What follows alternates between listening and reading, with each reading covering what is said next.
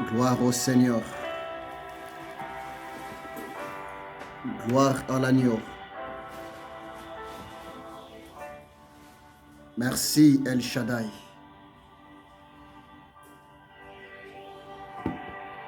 Merci Adonai.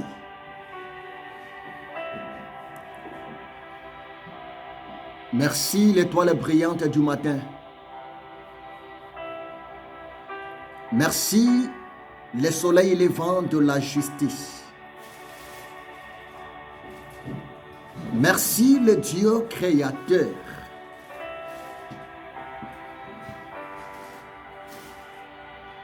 Le lion de la tribu de Juda. Que ton nom soit complètement élevé, le Créateur incréé. Tu es le Dieu qui a ni commencement,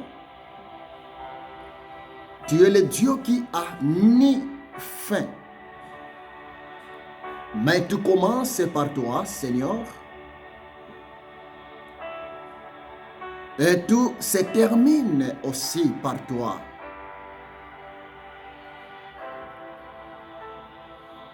Saint-Esprit, merci pour ta présence. Oui, tu as quelque chose encore, Seigneur, ce matin, par ta grâce, de communiquer auprès de tes élus. Moyennant ton esclave que je suis, tout passera, la terre passera, les cieux passeront, mais ce qui est vrai, ta parole ne passera jamais. Parle, Seigneur. Restaure la foi de tes élus pour la gloire de ton Saint-Nom. Oh Seigneur, merci. Je sais que l'air est tellement grave et je sais que le monde est arrivé à la fin. Très bientôt, la trompette sera sonnée. Oui, Seigneur, comme l'a dit David, le zèle de ta maison, le zèle de ta présence, le zèle de ta parole, de tes promesses,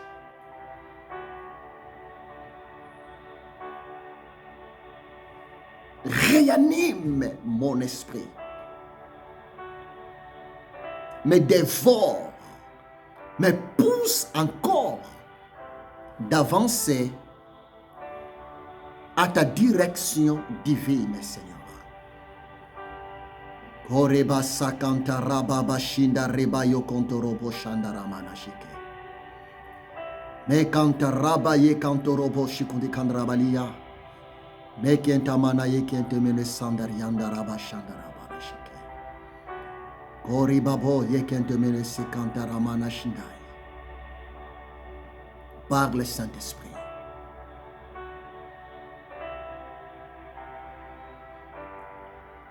Amen. Mon frère, bonjour. Ma sœur, bonjour. L'homme de Dieu, bonjour. Servante de Dieu, bonjour. Que Dieu vous bénisse encore abondamment pour votre présence devant la table de l'Éternel Dieu pour écouter sa parole et moyennant son esclave que je suis.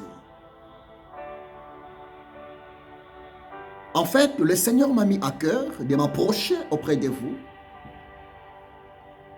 pour vous dire quelque chose. Oui, mes amis, nous sommes vraiment arrivés au temps de la fin.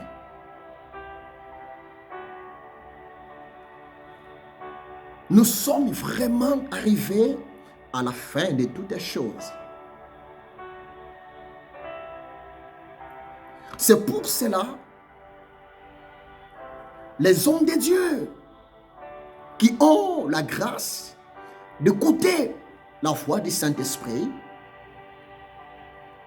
le serviteur de Dieu, même le servant de l'Éternel Dieu, qui ont la grâce d'écouter, ainsi dit l'Éternel, bien-aimés, nous sommes tellement déterminés de vous transmettre toujours.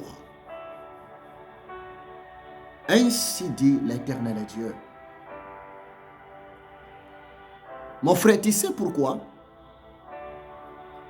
Ma sœur, tu sais pourquoi? Écoutez-moi très bien.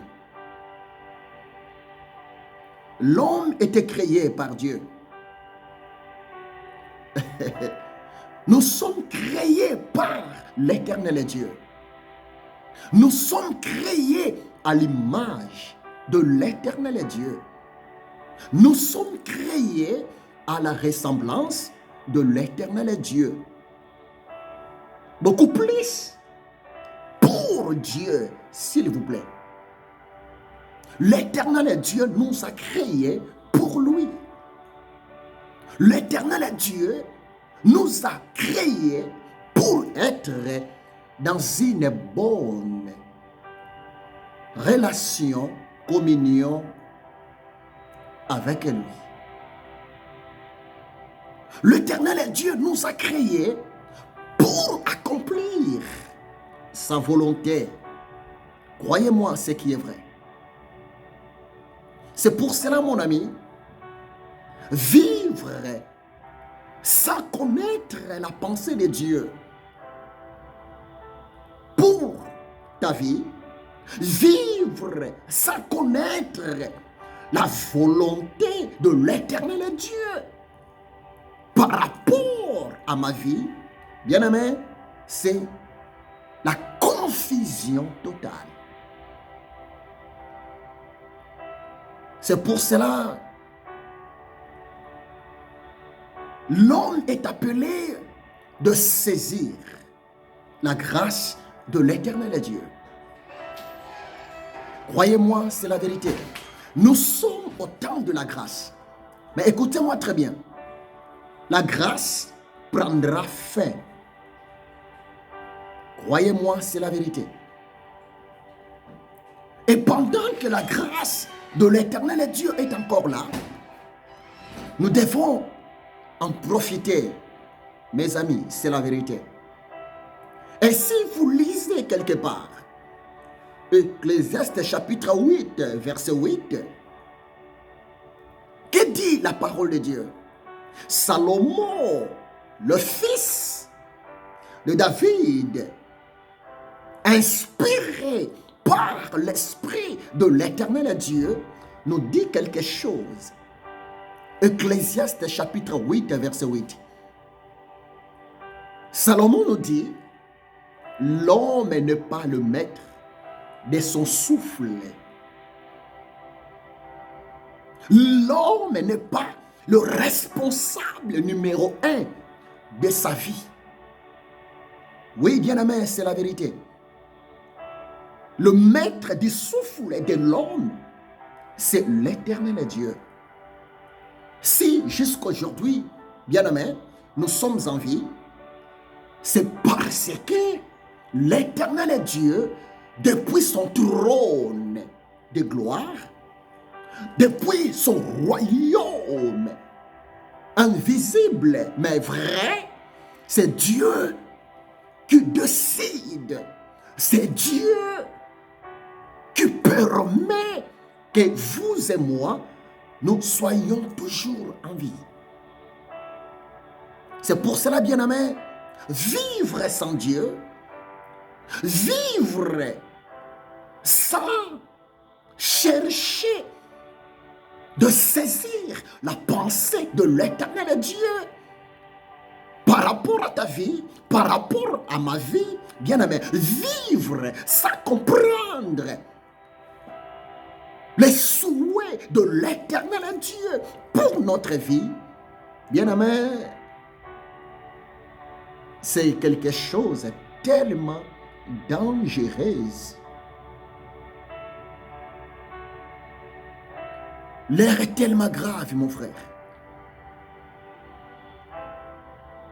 Le Seigneur Dieu m'a fait la grâce de venir ici en Europe. Précisément, je suis ici à Paris, en France.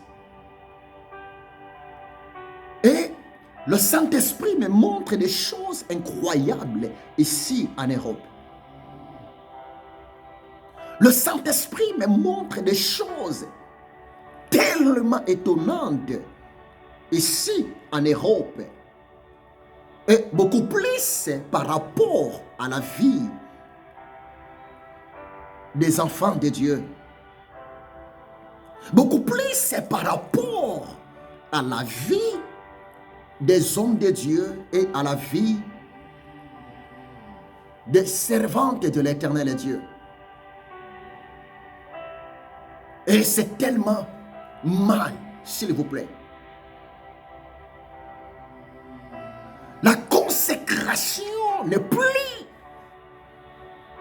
dans la vie de plusieurs hommes de Dieu. La consécration au Seigneur, l'attachement au Seigneur, bien-aimé,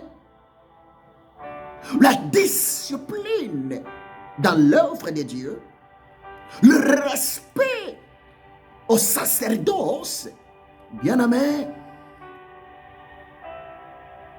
est tellement négligé dans la vie de plusieurs chrétiens, chrétiennes, serviteurs et servantes de l'Éternel Dieu.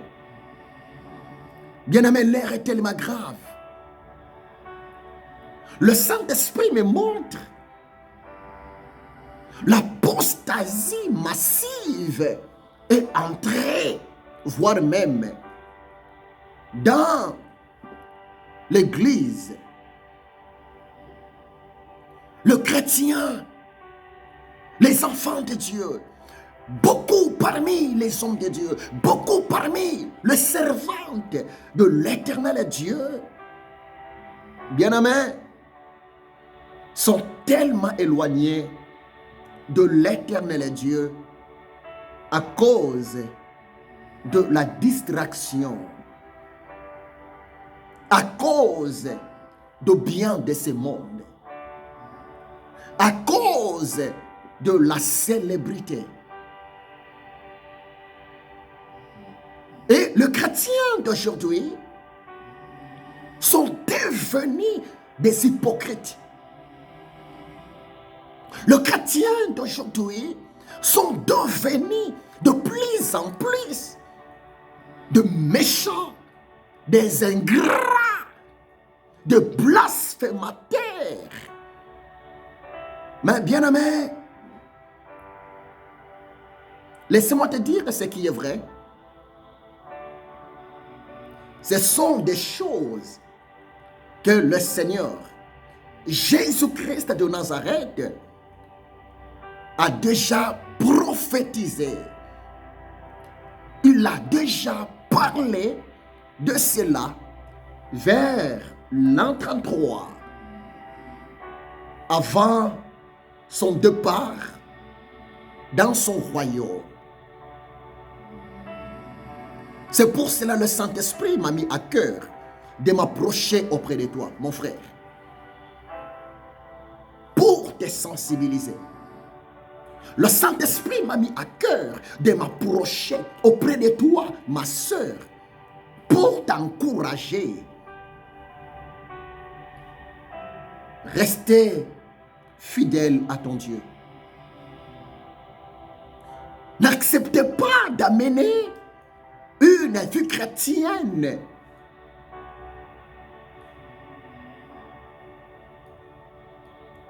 de la transparence. N'acceptez pas de copier les autres. N'acceptez pas d'imiter les autres. Mais s'il vous plaît, soyons des imitateurs de Jésus-Christ de Nazareth. Hébreux chapitre 13, verset 8, la parole de Dieu nous dit ceci: Jésus-Christ de Nazareth est le même, hier, aujourd'hui et éternellement. Oui, bien-aimé, c'est la vérité. Matthieu chapitre 24, je vais lire ça. Verset 12 à 13. Je vais lire la parole de Dieu, bien-aimé. Si vous lisez Matthieu chapitre 24, bien-aimé, c'est un chapitre tellement riche. À vrai dire,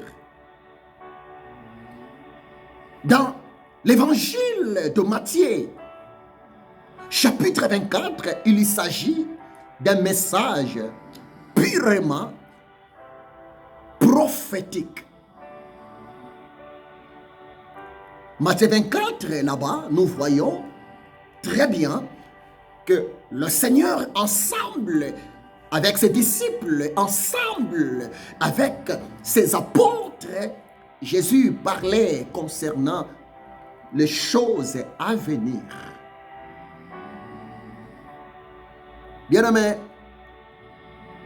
gloire à Dieu, parce que tout ce que Jésus a parlé dans Matthieu chapitre 24, si vous commencez par le verset 1 jusqu'à la fin, bien-aimé, actuellement, la prophétie de Matthieu 24, bien-aimé, est accomplie.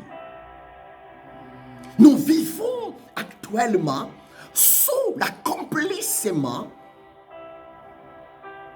de Matthieu chapitre 24 concernant le signe du temps de la fin, concernant les événements terribles qui vont se passer en ce temps de la fin avant le retour imminent de Jésus-Christ de Nazareth. Matthieu 24, si vous lisez versets 12 à 13, mais que dit le Seigneur? Mes amis, Jésus ensemble avec ses apôtres, le roi des rois ensemble avec son peuple, et aujourd'hui la même parole du Seigneur est adressée envers vous, envers moi, envers nous. Mais que dit le Seigneur? Jésus dit ceci, écoutez-moi très bien, je vais lire ça pour vous. Et parce que l'iniquité sera accrue, la charité du plus grand nombre se refroidira. Mais celui qui persévérera jusqu'à la fin sera sauvé. Parole du Seigneur. Je répète, Matthieu chapitre 24, versets 12 à 13. Jésus a dit, et parce que l'iniquité se sera accrue, la charité du plus grand nombre se refroidira. Mais celui qui persévérera jusqu'à la fin sera sauvé. Bien-aimé, c'est tellement profond, Matthieu 24, versets 12 à 13. Et si vous lisez ça avec l'aide du Saint-Esprit, bien-aimé, vous allez comprendre que c'est la vérité. Jésus dira, Jésus parle en disant que vers le temps de la fin, l'iniquité se sera accrue. Mais c'est quoi l'iniquité, bien-aimé? L'iniquité signifie quoi? Comment pouvons-nous comprendre le mot iniquité? Bien-aimé, la parole de Dieu est tellement riche.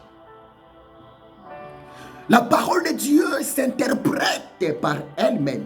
Croyez-moi, c'est la vérité. Parce que notre Dieu n'est pas un Dieu de la confusion, mais notre Dieu, c'est le Dieu de la précision. Je répète, l'Éternel Dieu n'est pas le Dieu de la confusion, mais l'Éternel Dieu, c'est le Dieu de la précision. La confusion ne vient pas de Dieu. Les troubles, les désordres, la honte ne viennent pas de l'Éternel Dieu. Mais notre Dieu, c'est le Dieu de paix. Notre Dieu, c'est le Dieu de la précision. Parce que rien ne peut se passer sur la terre, rien ne peut se passer parmi les êtres créés à l'image de Dieu, à la ressemblance de l'Éternel Dieu, sans que l'Éternel Dieu soit au courant. Dieu connaît tout, bien-aimé. Jésus étant que Dieu, il y connaît tout. Jésus étant que Dieu, il y connaît le passé, le présent, et le futur, l'avenir. Il est Dieu. Il a la clé du monde invisible. Jésus-Christ étant que Dieu, il a aussi la clé même de ce monde. Bien-aimé, croyez-moi, c'est la vérité. L'homme peut avoir des projets. La femme peut avoir des projets. Même les politiciens peuvent aussi avoir leurs projets. Mais le dernier mot appartient à Jésus-Christ de Nazareth. Vouloir ou pas, c'est la vérité. Parce que si vous lisez Matthieu 28, verset 18, Matthieu chapitre 28, verset 18, Jésus a dit, tout pouvoir m'a été donné dans les cieux, sur la terre et sous la terre. Croyez-moi, c'est la vérité. Jésus-Christ de Nazareth, il y contrôle le monde céleste. Il contrôle le monde terrestre. Il contrôle le monde souterrain. Il est Dieu. Jésus nous aime, bien-aimés. Mais que signifie le mot iniquité? Selon la révélation de la parole de Dieu, si vous lisez 1 Jean chapitre 5, verset 17, 1 Jean chapitre 5, verset 17, la parole de Dieu nous dit, l'iniquité, c'est rien que le désordre. L'iniquité, c'est rien que la confusion. Et l'iniquité, c'est un péché en un mot. 1 Jean chapitre 5, verset 17. La parole de Dieu nous dit ceci. Toute iniquité, c'est un péché. Le mot iniquité, littéralement, voulait seulement dire désordre. Le mot iniquité voulait seulement dire manque d'ordre, manque d'organisation, manque d'harmonie. C'est ça, en un mot, la signification du mot iniquité. Et si vous lisez Matthieu chapitre 24, versets 12 à 13, Jésus a dit, vers le temps de la fin, l'iniquité sera accrue. La charité du plus grand nombre se refroidira. En quelque sorte, Jésus voulait seulement dire, l'un des signes, l'un des moyens qui va vous permettre de bien comprendre que vous êtes arrivé au temps de la fin. Le monde est arrivé à la fin. Et je suis prêt même pour mettre chaque chose à sa place. Vers le temps de la fin, Jésus a dit, vous allez remarquer l'iniquité. l'iniquité cessera accrue. Le désordre cessera accru. La confusion, la honte, l'hypocrisie, la méchanceté, l'ingratitude, l'assassinat, le mensonge sera accru et l'amour du plus grand nombre se refroidira. C'est ça ce que nous voyons et c'est ça ce que nous vivons aujourd'hui. C'est tellement triste. Les enfants de Dieu d'aujourd'hui, le chrétien d'aujourd'hui,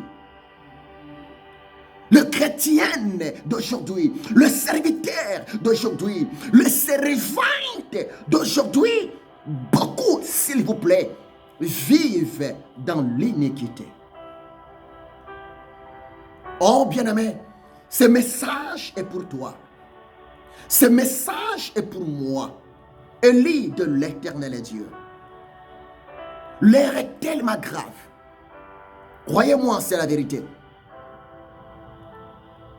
L'heure est tellement grave. L'hypocrisie monte dans un degré, dans un niveau incroyable, même parmi le chrétien, parmi les enfants de Dieu. L'ingratitude, la méchanceté, l'orgueil, le mensonge, le tribalisme monte dans un niveau incroyable. Et aujourd'hui, nous vivons ça, même dans des églises. Oh bien-aimé, c'est triste. L'œuvre de Dieu n'est pas physique. Nous voyons ça, le tribalisme. Nous vivons ça, bien-aimé. Le monde est entré à l'église. L'œuvre de Dieu est devenue comme de la politique. Non, bien-aimé. L'œuvre de Dieu est devenue comme ONG. Non, bien-aimé. On ne se moque pas de Dieu. Aujourd'hui, les enfants de Dieu, aujourd'hui, beaucoup parmi les serviteurs de Dieu, beaucoup parmi même les servantes de Dieu sont prêtes d'assassiner, de tuer, de détruire la vie même des autres serviteurs de Dieu qui marchent dans l'intégrité. Oh, c'est tellement triste. L'iniquité cessera accrue et l'amour du plus grand nombre se refroidira. La charité n'est plus dans le cœur des chrétiens. Nous sommes devenus des hypocrites comme des chauves-souris.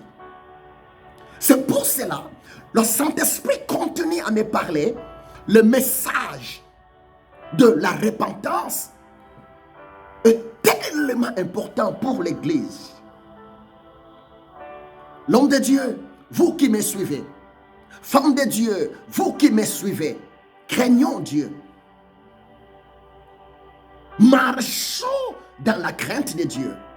Marchons dans l'amour véritable, l'amour agapao, l'amour du Seigneur, Jésus-Christ de Nazareth, envers les autres. Ne faut jamais tomber, s'il vous plaît, au piège de l'ennemi. Parce que Jésus revient bientôt. L'iniquité sera accrue. Oui.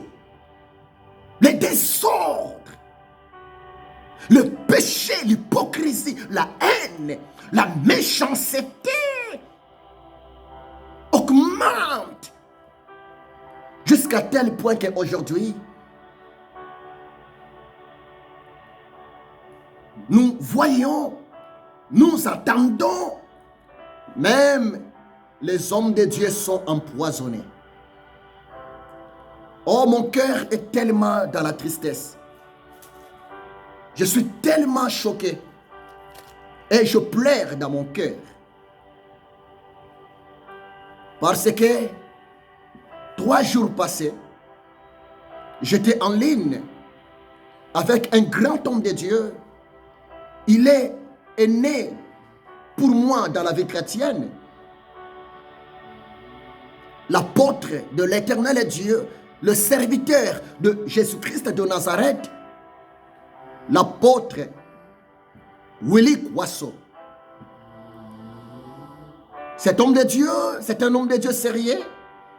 C'est un homme de Dieu craignant Dieu. C'est un homme de Dieu qui prêche. L'ainsi de l'Éternel. Il y a même 3 jours, on était en ligne avec l'homme de Dieu. Mes amis, l'homme de Dieu est empoisonné, l'homme de Dieu est tué par ses propres collègues, par ses propres frères, serviteurs de Dieu. Mais moi, je me pose cette question.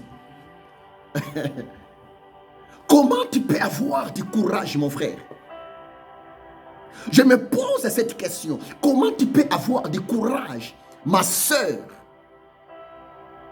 d'assassiner quelqu'un, d'assassiner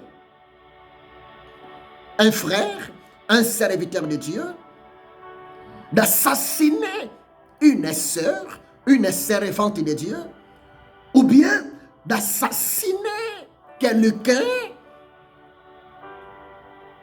Mais je me pose cette question. C'est triste. Et j'en profite pour souhaiter mes sincères condoléances, le plus attristé à la famille biologique, même aux enfants spirituels de l'homme de Dieu, l'apôtre Willy Kwasso. Oh, c'est triste. C'est pour cela, chrétiens, soyons tellement prudents. Nous prions, mais l'amour n'est plus là. Nous prêchons la parole de Dieu, mais Dieu n'est pas là. Jésus revient bientôt. J'ai beaucoup de choses à vous dévoiler. Écoutez-moi très bien. Nous sommes arrivés à la fin de toutes les choses.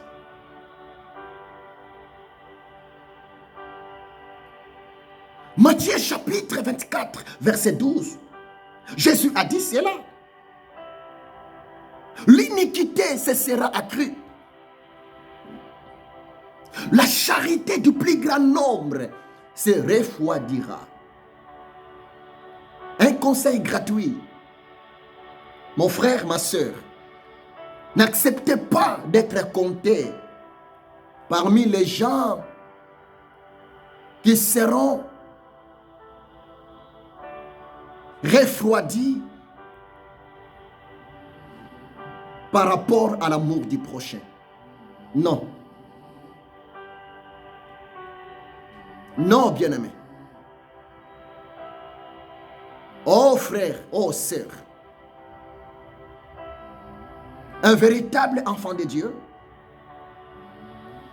un véritable serviteur de Dieu, un véritable servante de l'Éternel Dieu est reconnu par l'amour du prochain.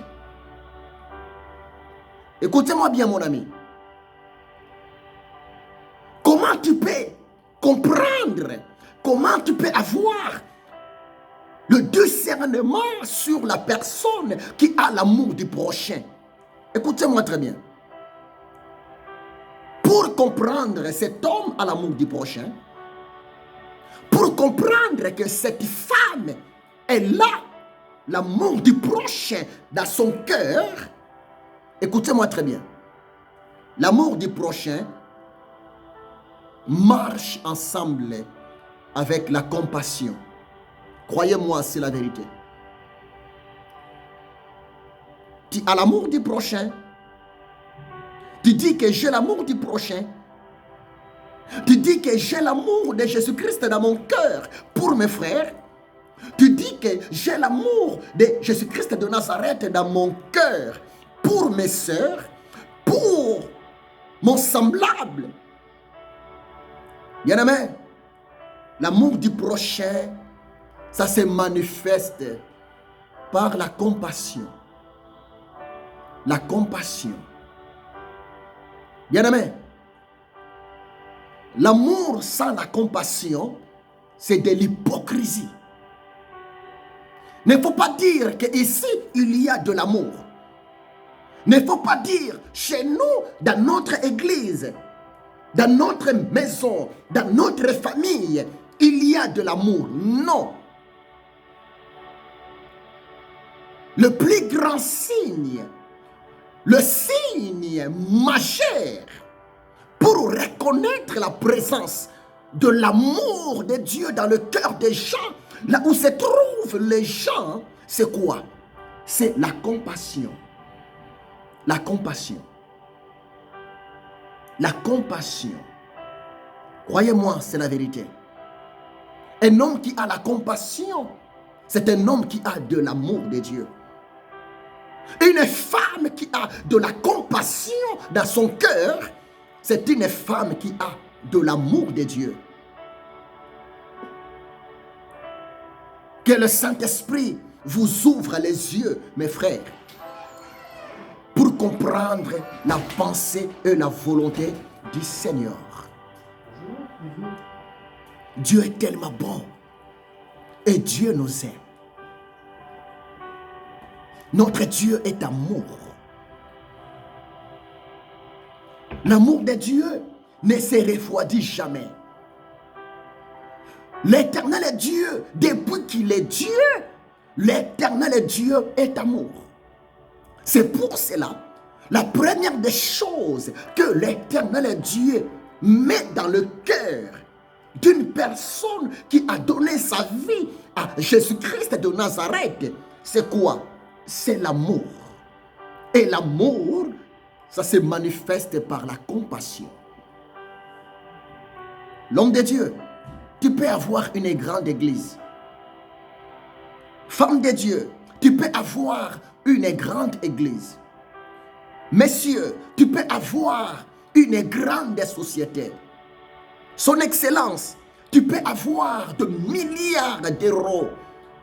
Mais si tu n'as pas l'amour envers le peuple que tu diriges, si tu n'as pas l'amour envers les fidèles, si tu n'as pas l'amour envers les autres personnes, devant Dieu, vous êtes une personne malheureuse. Mais celui qui a l'amour de Dieu dans son cœur, l'amour de Dieu dans son cœur, ça se manifeste par la compassion. Un homme qui a de la compassion ne peut jamais tuer quelqu'un. Une femme qui a de la compassion ne peut jamais faire du mal à quelqu'un. Oh bien-aimé, il y a beaucoup de choses à vous dévoiler. Il y a beaucoup de choses que le Saint-Esprit continue à me souffler. L'air est tellement grave. Si Dieu le veut, je vais continuer mon message. Parce que je suis au travail. Dans 20 minutes, je suis obligé de commencer le boulot. Mais retenez, nous sommes déjà arrivés à la fin de toutes choses. Pose-toi la question. Si aujourd'hui Jésus revient, tu seras où? Pose-toi cette question. Si aujourd'hui la mort t'attrape, où passera-tu votre éternité? Bien-aimé, l'orgueil ne sert à rien. Tout passera. L'argent passera. Le succès que tu as, ça va passer. Le pouvoir que tu as, ça va passer. Craignons Dieu.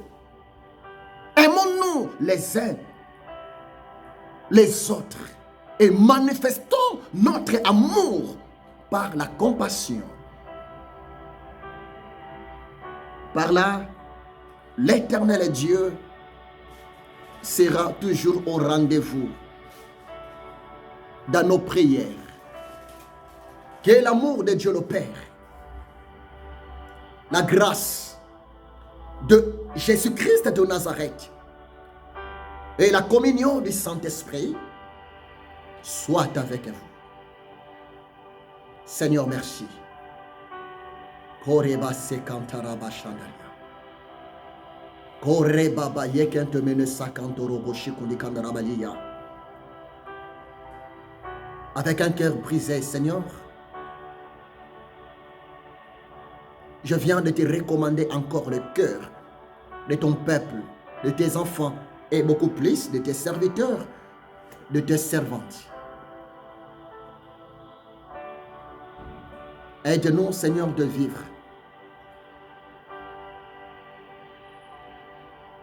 sous ta direction divine. Je bénis ton peuple et je bénis cette prédication dans le cœur de ton peuple. À toi d'arroser cette prédication, Messieurs le Saint-Esprit, dans le cœur de ton peuple, au nom de Jésus-Christ de Nazareth. Amen. Soyez bénis. À la prochaine.